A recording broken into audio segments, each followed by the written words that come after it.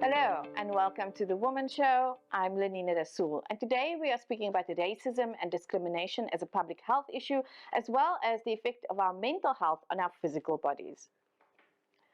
Now, we have a very special guest here with us today, all the way from Toronto, Canada, Dr. Onye Nnorom, who is a GP and a public health specialist in Canada and has been speaking about racism as a public health issue. I know, it sounds a bit weird and different, but after the break, we are going to dig into this and understand how what she calls everyday indignities or microaggressions affect our mental health and how that affects our physical bodies and our physical health.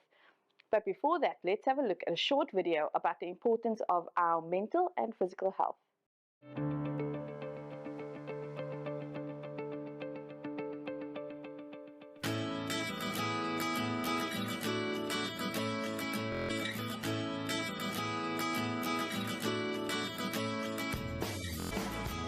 Depression is a sustained low mood that lasts for a long time. So we all feel a little bit sad and a little bit down once in a while, especially on a Monday morning.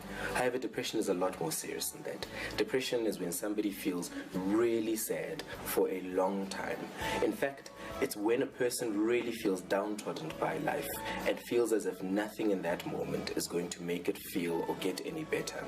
So really what we want to define depression as is a mood that is very low, that has associated symptoms like fatigue and feeling guilty and feeling tired and feeling as if there is no tomorrow, that lasts for approximately 3 weeks to 3 months. There are a lot of places where one person can get help for their depression. Usually I like to categorize them in 3 different places. The first one is a hospital or a clinic. Now, South Africa has primary healthcare clinics, tertiary healthcare clinics, and local community clinics where somebody can go there, speak to a professional, and try and get some help. The second one are your private psychiatrists and psychologists, to the extent that you can afford it. Making an appointment with one of those professionals is a really good step in trying to get help.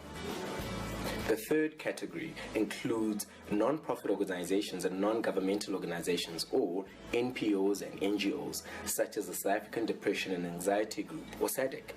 These are organizations that go out into the communities and avail themselves for little money in order to offer you some help.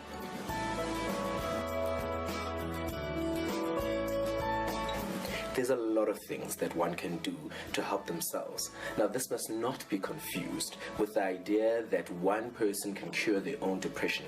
Oftentimes, it really does need professional help. So maybe we can look at some of those things that someone can do by themselves to assist themselves.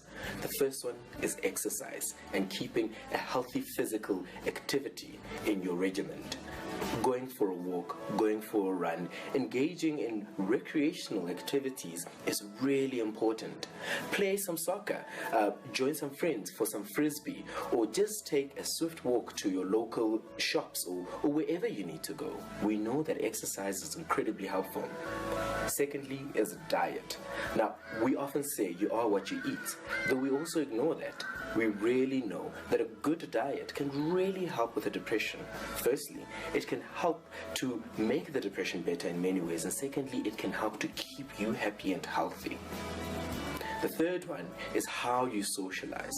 Now, when a person is depressed, oftentimes they do not want to be around people, engage, socialize, and we understand that.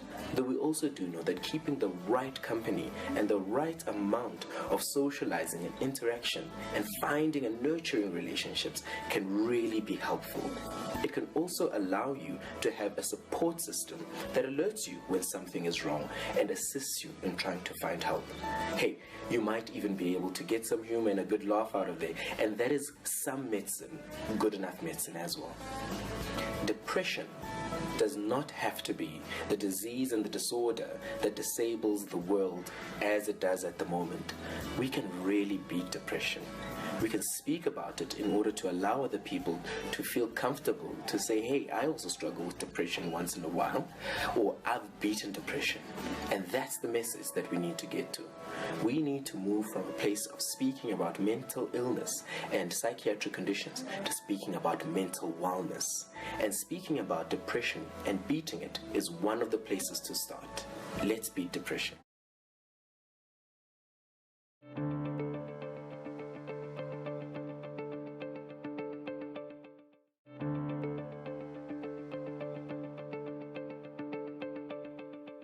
Welcome back. You're still watching The Womxn Show, and today we're speaking about racism and discrimination as a public health issue and also the effect of mental health on our physical health. And joining us here in studio is a very special guest. It's Dr. Onye Nnorom, or also Dr. O. She is from Toronto, Canada, and she's a public health specialist and a doctor. Dr. O, welcome and thank you for joining us. Thank you. It's a pleasure to be on the show.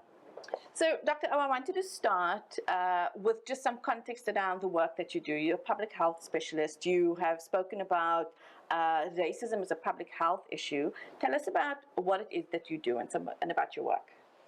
Sure. So, in my training, I trained in family medicine or as a GP, but also there's called a Royal College specialty, extra training that we do around understanding populations and their health. So this includes the healthcare system, but this also includes knowing about all the things in our lives that impact our health, right? Whether it's our classroom, our social environment, work space environment and safety, but also where we live, where we work, where we play, in the playgrounds, all of that, right, impacts our health as well as healthcare. So in Canada, you cover all of those things as a public health specialist. I'm unique in Canada in the sense that I'm the only one, at least that I know of, in Canada that decided to focus on racism and how that impacts people's health, again, in the classroom, in the workspace, in the streets, and how that impacts people's health. So I'm assistant professor at the University of Toronto, at the Lenina School of Public Health, and in the Faculty of Medicine. And so I hold a number of different titles, but overall it focuses on racism and health, very specifically Black health. A lot of my work focuses on the Black population, and I do some work in mental health as well at the Center for Addiction and Mental Health. So that's a bit of what I do, and then on top of that, I've served as the president of the Black Physicians Association of Ontario, so we've run vaccine clinics during COVID-19 for Black communities, and then, as you said, as the host of the podcast Race, Health, and Happiness, that's just for fun, to educate people on how to stay well in a racialized world. I mean, and I had a look at the podcast, and it speaks about a lot of these things that you were talking about, sort of at work, your health in terms of at work, at school, and all of these different issues that crop up. We don't always think about where we live or where we go to school or how we're learning as a physical health issue. And now you've brought also racism, sort of framing that also as a public health issue. So can you help us understand the link? Yes, so depending on where a person lives, their access to healthy foods, their access to a good quality education, their access to a job where they're safe will have an impact over time on whether or not they become sick, right? Okay. If you don't have the education to know, what things to do or how to protect yourself or to make the best choices for your health, it will impact your health. If you live in a neighborhood where there's a lot of pollution or a lot of violence, that will impact your health. And so you will end up in healthcare, but by the time usually somebody ends up in a clinic or in a hospital, they're already sick, correct? So we look at prevention, what's happening before that time. And when it comes to the experiences, I'll speak specifically for Canada, but a lot of our work is also influenced by the United States, where there is systemic and structural racism, then where you live is going to be related to your race, and specifically when we think about whiteness being the gold standard of what ends up being power and privilege, then being Black is the complete opposite of that. So different groups will experience racism, but you will see it most devastatingly, the greatest disparities for Black people in Canada and the United States. I think there are parallels here based on your history and present day circumstance. But so when you have that, then that affects where you're going to go to school, where, the amount of pollution in the air. It's going to affect the kind of job that you have. But on top of that, not only will that be impacted by race, but also how you're treated in your day-to-day life will also be impacted by race. The stereotypes about you, the assumptions, the biases, and so that can also impact somebody's health as a form of stress. So thank you so much for mentioning that and for ending on stress, because, when we speak about discrimination and racism, the narrative is always, unless it's a physical assault, it's, thought of very much around mental health. And so you mentioning the effect on the body is stressful. I wanted to find out sort of how this manifests as a physical issue in our bodies. How does the stress manifest? I recently did a show on burnout, and what they found was that burnout is related to stress, and burnout in itself is not recognized as a condition by the World Health Organization. But underlying the stress is then depression, anxiety, and underlying all of that are then things that we start to experience in our body. So I wanted to ask about, can you make the link between the stress, the mental health, and sort of our physical health a little bit clearer for us? Sure. So yes, any form of stress can impact your physical or your mental health. I'll use racism again because that's my area of expertise as an example. So a person might be experiencing what are called, let's say, microaggressions. So microaggressions is a very academic term. It really is, slights and indignities that happen every day. It can be intentional or unintentional, usually done by the group that holds dominance and power. So again, I'll go to the Canadian example, but I think it would also apply here. So in Canada, the white population has more dominance and power, right? And privilege. And so it might be walking into a space and perhaps a store as a Black woman, and somebody from the store kind of following you around to make sure that you're not stealing. It might be that you're a professional, but when you walk into a space and you say, for instance, for myself, I say I'm Dr. Nnorom, they go, oh, you're a doctor. It might be just not being believed at work. So again, one of the stereotypes of anti-Black racism, again in North America, because of the legacy of slavery, is that Black people are not to be trusted or are less intelligent. Those were the lies told to justify the colonial violence. And so, you might be at work and you've noticed something, or you have a report and you're not believed. Or you're sitting around a table and you say, well, I think we should do such and such. Nobody pays attention until perhaps the white man says, I think we should do such and such. And everybody says, oh, that's a great idea. You're like, didn't I just say that 5 minutes ago? So that then, these everyday slights and indignities, whether it's intentional or unintentional, take a toll after a while, right? One is getting upset, one is getting angry or suppressing it, right? Sometimes it's not getting outward upset, but you don't, there's the other stereotype of the angry Black woman. So you're suppressing this, but the body, there's a book called The Body Keeps the Score. And so this stress is like, it's the same stress that we have, historically. It's called fight or flight. Your hormones, change so that you're giving a stress response, like fight or flight. Except now it's not a lion roaring at you, or you're not about to be hit by a car. It's there every day, right? So that becomes what's called a maladaptive response, in the sense that you're not supposed to be that stressed every day, right? You should be stressed if a lion roars at you. That's good. Run. Yes, exactly. That's good. But where there is no lion, but there is this stress all the time. Coming around exactly. The you should, you yes, to be able jump. To yes. But where your body is rigid and having this kind of response, then this adrenaline kind of response for a long period of time, then you'll see it manifesting. Sometimes with mental health, it can be a sense of distress, just being on edge, not a particular diagnosis of depression or PTSD. Sometimes it can get to the point of being diagnosed as anxiety or depression.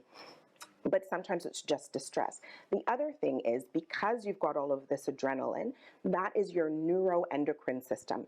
And so that system in your body, controls your blood vessels, your heart rate. And so over time can lead to earlier presentation and higher rates of chronic conditions like high blood pressure that we see, again, in North America for Black and racialized groups or racial minority groups.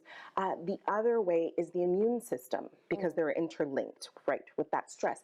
Anybody who is stressed for a prolonged period of time, this is, even if it's not racism, will see that their immune system is not as strong. They'll get colds more often and other things, or even autoimmune conditions like lupus or something like that, or rheumatoid arthritis. So with the racism situation, it's just another form of stress where you can see impacts on the immune system. I think what is different compared to other forms of chronic stress, let's say, because we're human beings, everybody experiences stress. Yeah. So what I say for my white colleagues is, if you're going for a job interview, that is stressful. If you're in a bad work situation, that is stressful. You're getting a divorce. Getting a divorce, exactly. But you might be able to, change your situation, change your job, move on from the divorce. But the problem with racism, when you live in a society where there's structural racism, is that it's not really going to change. Even with high education and money, it might become a little bit less apparent, but it is ever there. And so the stress of feeling like there's not much you can do about it does have an impact. And so you see it when you look at statistics. I know here, I've looked at some of the studies here in South Africa, and certainly for groups that are racial minorities or experiencing racism, there does seem to be that pattern. We know for sure in Canada and the United States, there is definitely that pattern, even when people have access to healthcare. Wow, I mean, there's so much coming up for me right now just from that answer. That was so good.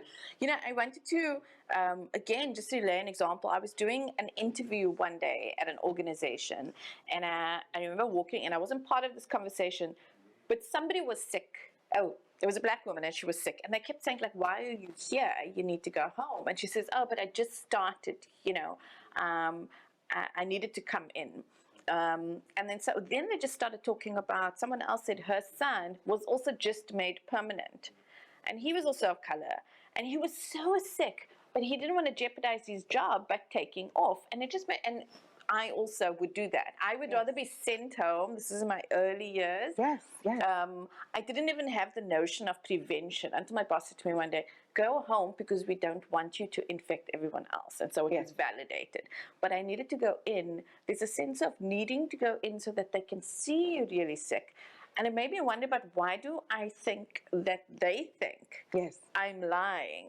And so what you were talking about is like very much that. And then, now you're making me think of the stress of that. The stress of being thought of as a liar or because as of the stereotypes about people of color. Stereotypes, again, I'll speak to North America, but the stereotypes that we are lazy or, not truthful. And so there's, first of all, the anticipatory stress of knowing that that's going to happen, which doesn't happen to our white colleagues, but it's anticipating the racism that is coming.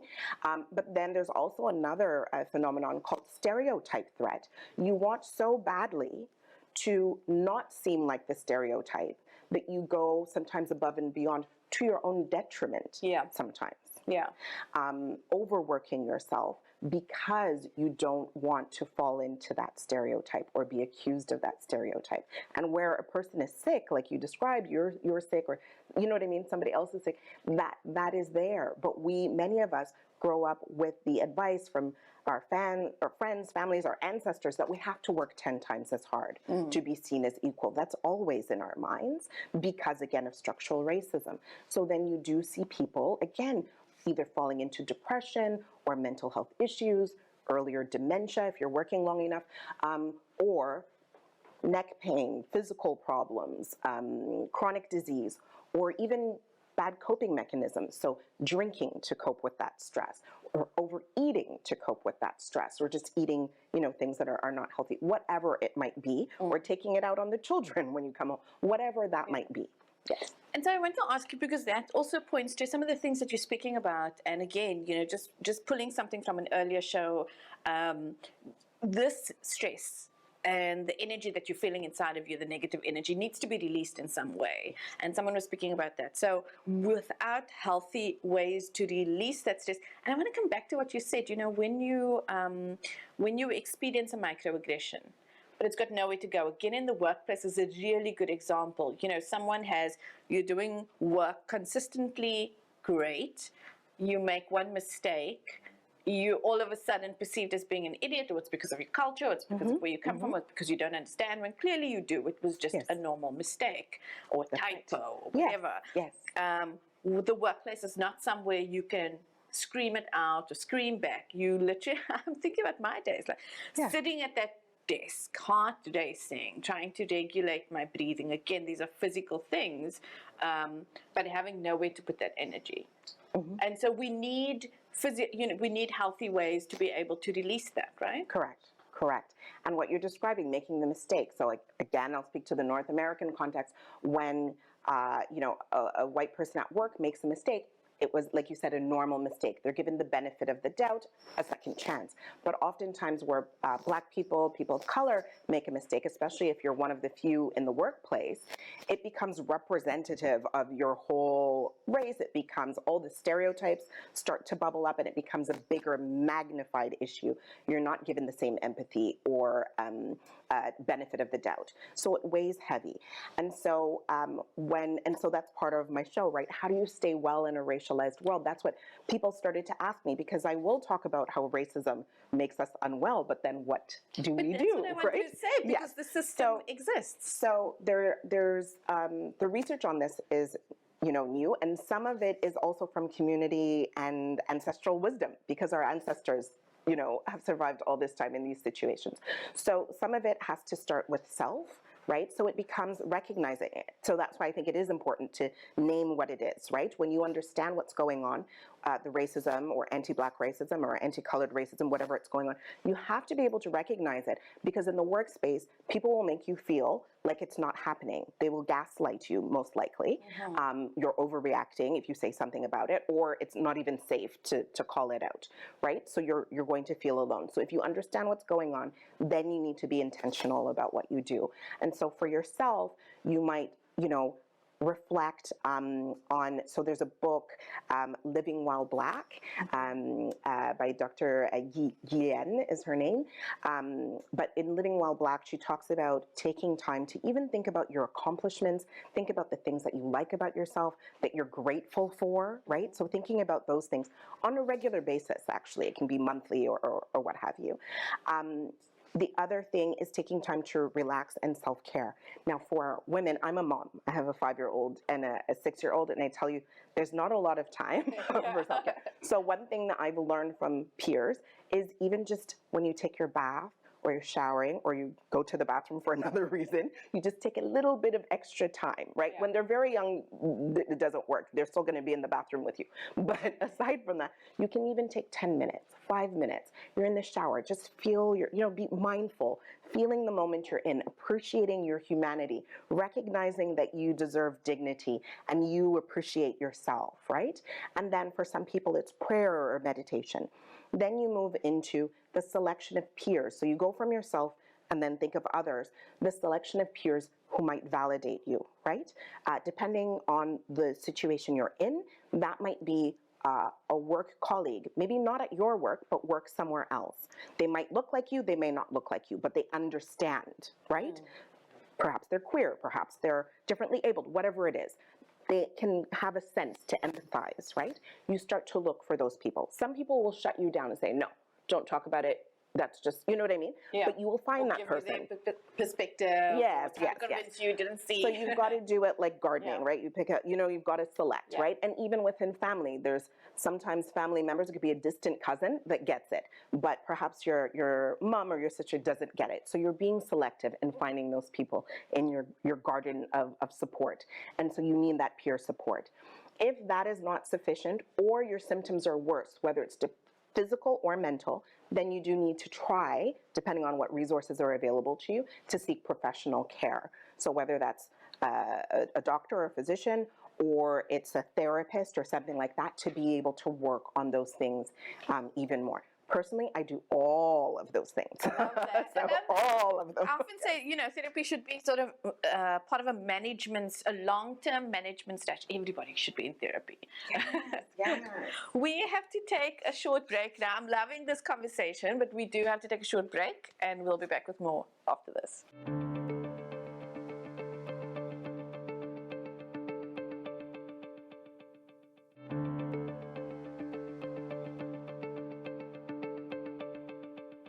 Welcome back. You're still watching The Womxn Show, and we are speaking about discrimination and racism as a public health issue, and also the effect of mental health issues on our physical health. And still with us in studio is Dr. Onye Nnorom from Canada, Toronto in Canada. Sorry, I'm butchering this a little bit, but it's new. We're so excited to have her here. She's a doctor and a public health specialist and is helping us speak through some of these things. And Dr. O, as she's known on her podcast, you were speaking about sort of some of the health issues. I'm just going to go back to say, by the time we get to the doctor, we are already sick. And you were speaking about sort of the long-term effect of stress on the body. And some of the things, because I wrote it down here that you mentioned, is blood pressure.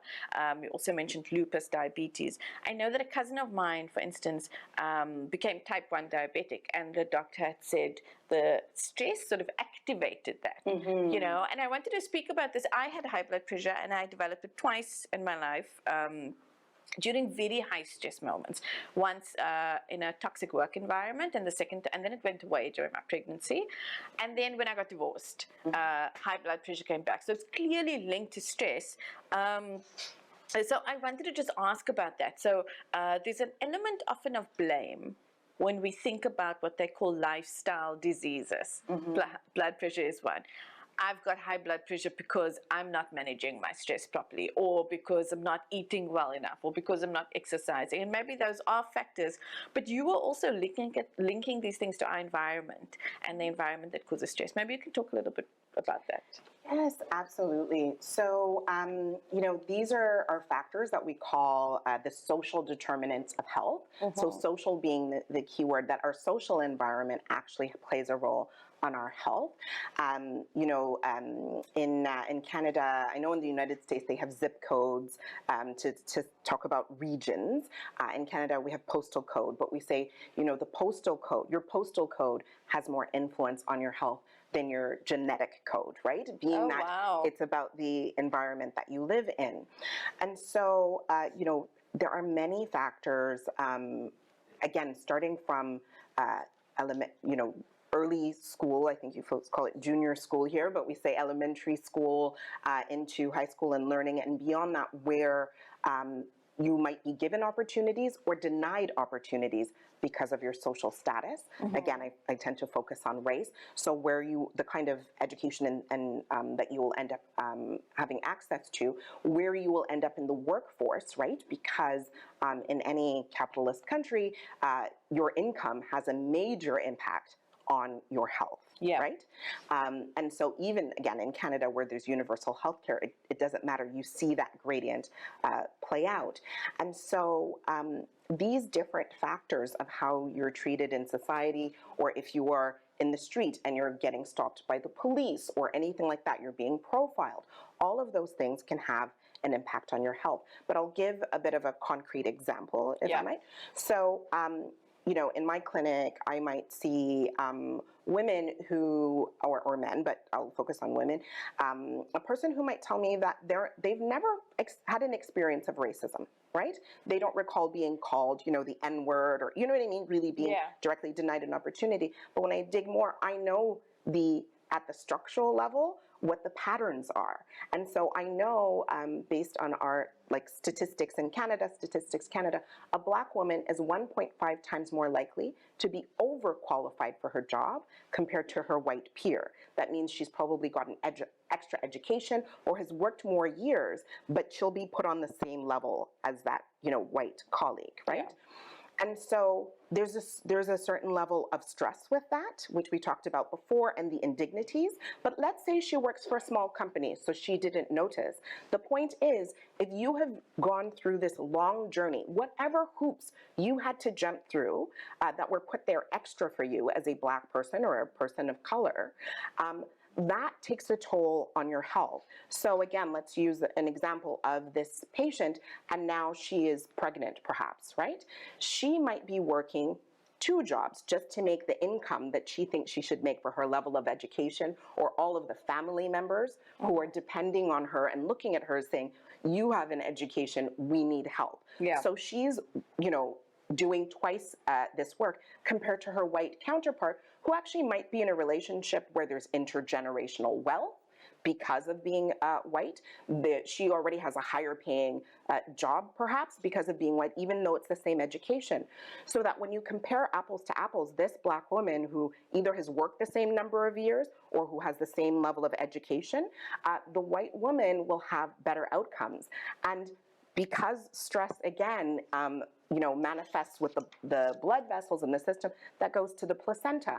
And so we see in Canada and the United States that Black women have more babies with complications, small for gestational age, and those types of things. So that the racism that she's encountering because of the system, even though she doesn't, experience it as direct racism, all of that working 10 times as hard and everything that she has to do will take a toll on her health and potentially on her unborn child.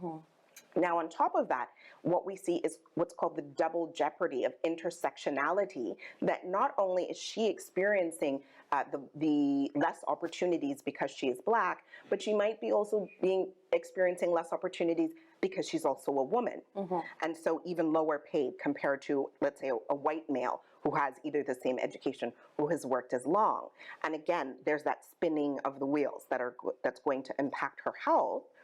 But on top of that, unlike with a male, she might be going home to a partner who is experiencing that racism or that oppression or that injustice, and he might be taking it out on her because we live in a patriarchal system. So it might be emotional violence, physical violence, spiritual violence, or even if he's delightful and there is no violence, she might be performing and dimming her light just to make him more comfortable because she recognizes and empathizes with his oppression. But that is also going to impact her health. Yes. Can I add, we were speaking about this before the show, and I thought of a third one, actually, and I thought, the other thing is sort of wanting to fix things. So if he's experiencing whatever he's experiencing, and he's got nowhere to put that energy and that experience, often women will come home and then, try to fix that, or try to hold that space emotionally, or feel his pain, and then, hold. And I just thought,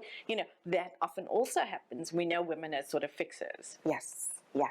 And of course, with the children and everything else, and taking on a disproportionate amount of that work as well. So it all compounds so that, unlike in the, when we spoke earlier, there's the person who recognizes the racism and injustice that's going on. Even for the person who doesn't, I don't say this to my patients, but I think when I'm looking at some of my patients and their health conditions, I'm like, even if you don't know what structural racism is, physiologically, structural racism knows you. Yeah, you're affected by it. You are affected by it, and I can see, compared to my white patients, the impact that it's taking. But for that individual, they don't necessarily see the pattern. They don't have you can only see it when you zoom out and look at a society, look at the numbers, look at the patterns, right? And so there is a need to actually name this at the structural level and start to try to, take action to be able to change those things. So I love what you were saying. I just need to go back here, actually. When you were saying the postal code has more influence on your life than your genetic code. And Correct. we don't generally think about it that way. But I wanted to say, so, and you saying, before the break, when we spoke about how to be well then, in a system that is structurally unfair, that's structurally unjust. And you listed, if I were to go to the doctor, again, to bring blood pressure in, he would say, eat better, exercise. I mean, he wouldn't say, go share your stress with some people who understand it. Yes, so I'm finding this very refreshing because we're talking about waste. But to link it all together, I wanted to say, okay, fine. So I've got high blood pressure. I've got I found myself once as a result of a work environment, had the high blood pressure, had such bad knots in my shoulders. I remember I couldn't get in and out of the bath by myself. Pinched nerves, or I couldn't turn my. So there were like these really hectic health things. But if you're staying in an area where you go to the doctor and you don't have access to all the economic means to eat better and sort of do all of, afford the best medicine, or even book yourself into a hospital or a clinic. Yeah. I'm just thinking about, are there other things we can do? You said it starts with awareness. If I get a diagnosis of blood pressure, do you think it would be good for me to think about, okay, let me interrogate some of the stresses in my life and sort of start there as not ignoring eating better and take my medication, whatever, but also on the other side, understanding that this is being triggered by something deeper than just me not eating well. Yes. And everybody's situation is different, and depending on the resources you have, all you can do is do the best that you can. But part of it is recognizing that it is happening, right? So it's almost like, let's say there's pollution in the air. For some people, it'll be to put a bandana over their face and to do the best they can. For others, they might be able to have a gas mask. For others, they might live in areas where they manage to filter the air. It depends on your situation, but even if you can take that cloth of self-care. So yes, that becomes, again, trying to take time for yourself, recognize what's going on. If you can eat healthier, there's many different things that, whether it's just basic rice and vegetables or okra, like whatever you can do, try to do that. We spoke earlier about even dancing, right? Like that's why I say there's the ancestral wisdom of our ancestors. We take for granted, because medicine has a colonial history and is fundamentally in its and very structure. prescribed in terms of what it's supposed to look like. I think sometimes that is what medicine, the field of medicine, unfortunately, has its roots in white supremacy. And so the ideal patient, the one that it is imagined that you're taking care of, is usually a white male, right? That is the highest gold standard of a human life. Now that's changing, but an understanding in medicine of like issues like racism or even gender issues, we're way behind. That's starting to change, but sometimes your doctor will not be aware of those things, especially if it's not their lived experience. So then you do have to take it upon yourself to think about, okay, what can I do? And so, yes, even dancing, even listening to music, prayer, whatever works to help reduce your level of stress, then you want to be intentional about trying to do that daily in any way you can. If it's humming, whatever you have, right? Whatever our ancestors used, there's wisdom there to be able to do that, right? And then beyond that, I think where there's also evidence showing that, again, when it comes to like structural things, if you are this type of person, then becoming parts of community groups that are, advocating for change. So if it's women's groups or a church group, whatever group is trying to be part of change in some way, for some people brings healing and solace, right?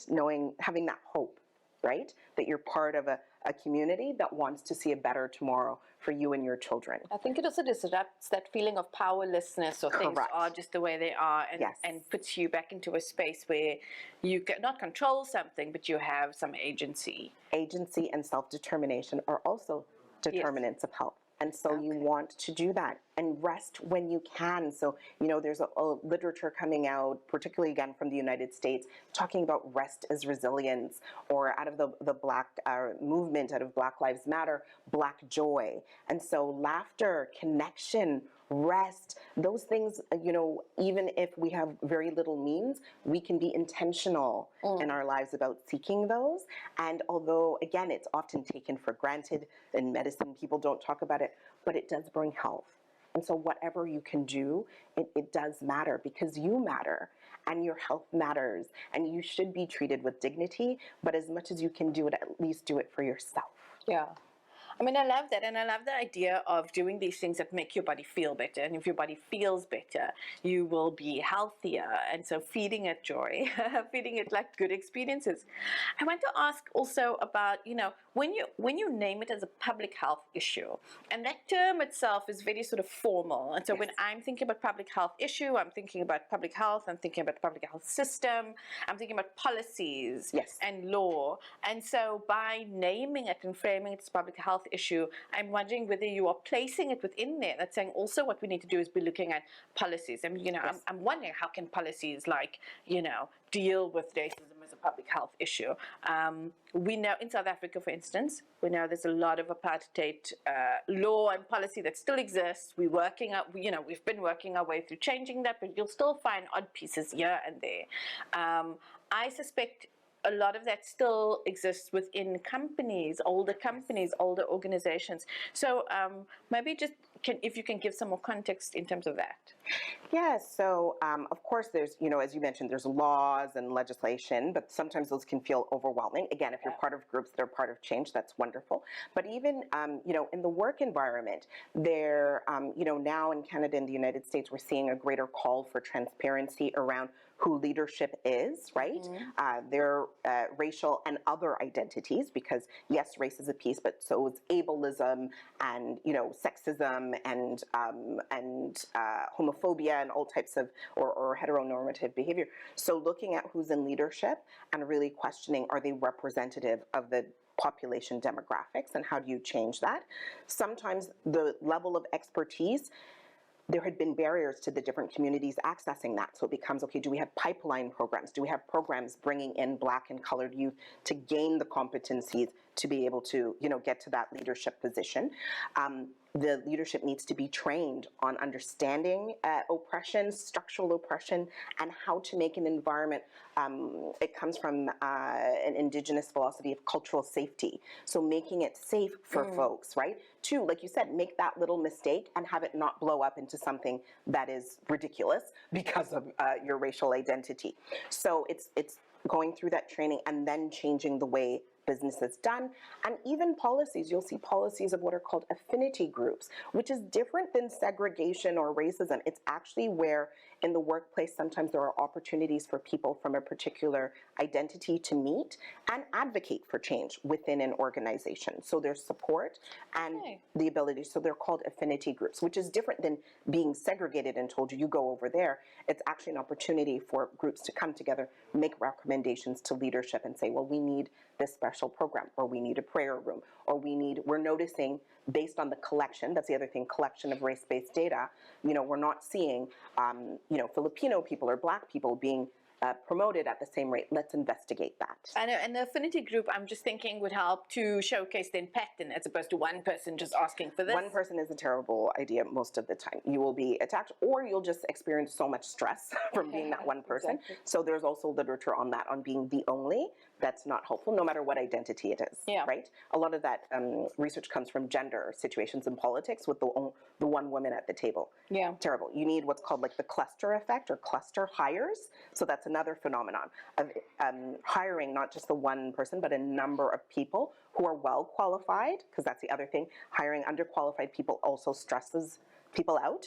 If you're using affirmative action, you need people who are qualified. They come in and then can support each other and advocate for change, hold leadership accountable. I want to, you spoke about safety, and I really loved that. And we have to go to a break soon, but I wanted to ask, when we're speaking about sort of the stress in the workplace, the threat, the fight or flight mode, the being in survival mode or whatever, and the opposite of that, and I want to give some, possibly a context to think, but the opposite of that is safety. Yes. Which is very simple. Yes, it is. It means not being constantly afraid, right? Yes.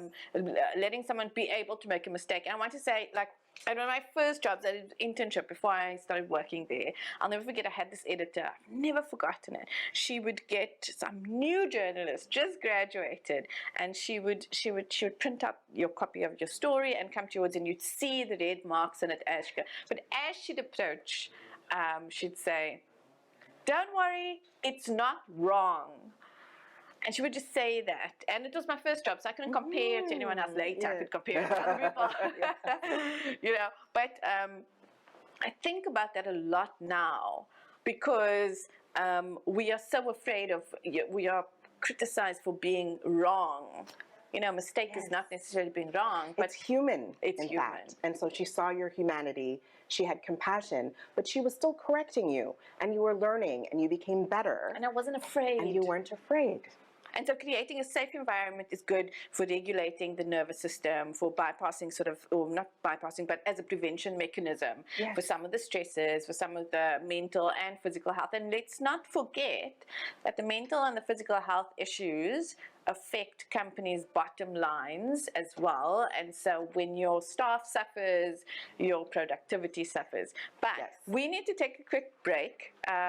We'll be back with more after this.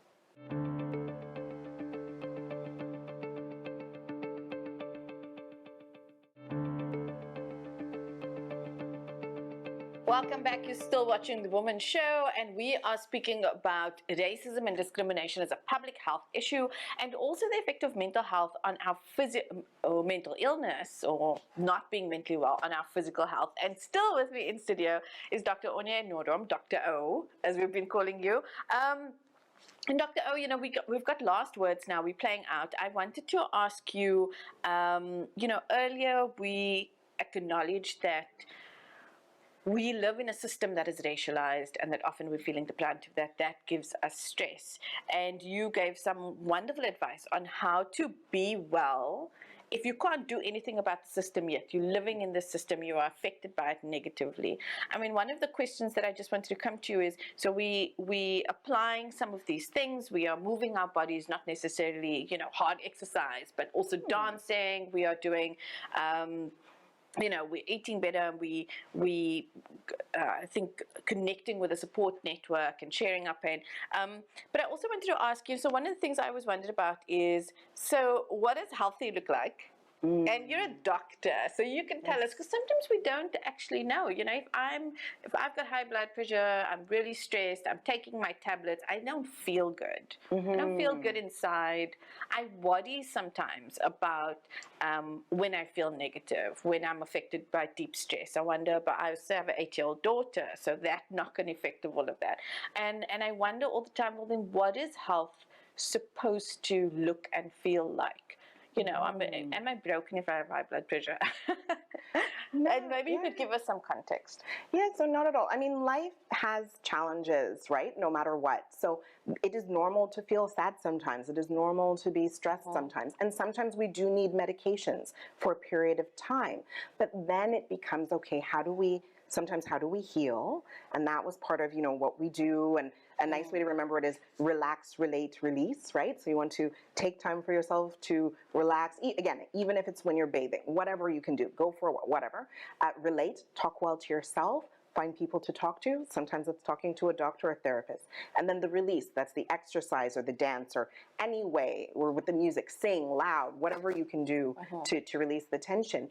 But if you are intentional about that practice and you feel well most of the time, even if you have a condition, right? Even if you have diabetes, you can still feel healthy. So you are not your diagnosis. You might have a diagnosis of a mental health condition or a physical condition. But if you're able to do your best to be able to take care of yourself, feel love for yourself and others and that compassion and be able to have gratitude at the end of the day, then those are the pieces of what health looks like and feels like. And it'll be intuitive to you because your spirit will know it. And I'm so glad you brought it up because, you know, about doing your best and being intentional, and even if you have a condition, because the thing is, one of the things that it's not just in the medical sector, it's not just when you go to the doctor, often our narrative around conditions or illness is very sort of preventative based, it's very blame based, you know. Yes. You'll speak to your mother and your mother will say, oh, it's because you eat so and so. Yes. And I just wanted to bring in quickly, you know, it's a theme. I read a lot of biographies of women, and especially black women, and I watch things, and there was a theme that I kept noticing with cancer when cancer came up. there was a fear of being blamed for it, even women who didn't smoke. There must be a reason, and that might be an existential thing, but it plays out in our narratives. It plays out when you meet the neighbor and you say you're diabetic. Oh, you should, you know, this and that. And so I just wanted to explore from a physical perspective, doing the best that you can. Because mentally we say, doing the best that I can and that's enough. And then if you have a physical condition that you have to live with, you're not cursed, you're still doing the best you can. Correct, yes. And that's it. And so you will have to, understand that some people, until at some point they're in a similar situation, if they are, they won't understand, but you have to actually be at peace with the fact that you're doing the best you can given your circumstances. And that's part of self-compassion and self-forgiveness, despite the stigma that other people might have about disease or health or anything like that. Oftentimes what I see as a physician is, one person is, judging another person, but in fact they have some health condition that either is not diagnosed yet or becomes, diagnosed later on. But because of our societies and the way, as you said, conditions, people are blamed for it, as opposed to an understanding that sometimes it's your biology, sometimes it's your environment. Usually it's a combination of both, and that is not necessarily your fault. You just have to, again, try to do your best. And that same thing with the gardening. Try to find those around you who will affirm you and validate you and love you unconditionally. And sometimes it's just looking for that one person, trying to find those few, allies and the ally within yourself to keep going, because you deserve it as a human being. That is your birthright.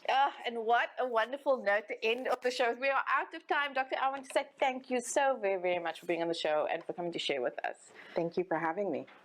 And that brings us to the end of our conversation. This is the Womxn Show. I'm Lenina Rassool. Thank you for joining us.